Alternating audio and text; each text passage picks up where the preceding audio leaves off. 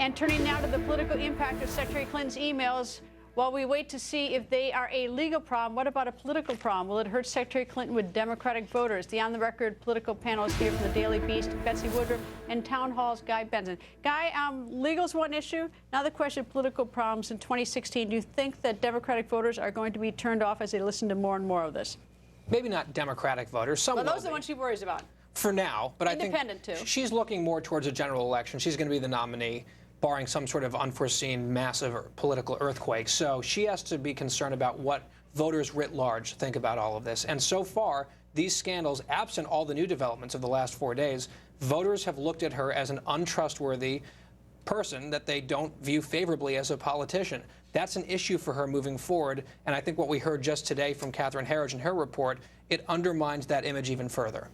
Betsy. I think this is probably giving her campaign flashbacks to this summer at the height of the email scandal when she just bunkered down, went into hiding. Reporters were surrounded by rope lines. It was really bleak for her for a while. And then when Bernie Sanders said the emails aren't a big deal, don't worry about it, things kind of got better. She got more friendly interviews. But look, if this really metastasizes, if the FBI investigation becomes more involved, more of a story, Clinton might be inclined to shy away from being more public, and that hurts her. And, you know, so it takes only one email to be a count. You know, that's the problem, you know, to be a crime. If there is, and I don't know that there is, but a classified information, one email, the classified email on her private server, then she's got problems. Well, she has 1,300 classified emails on her private server. That's the number that we know. Which are, look here are the poll results, by the way. 76% say that she's worried about that. That's a high percentage. I mean, she's got all those that at least that's what's sort of, you know, coming out, that they're 1,300, but it makes a big difference whether she knew about it or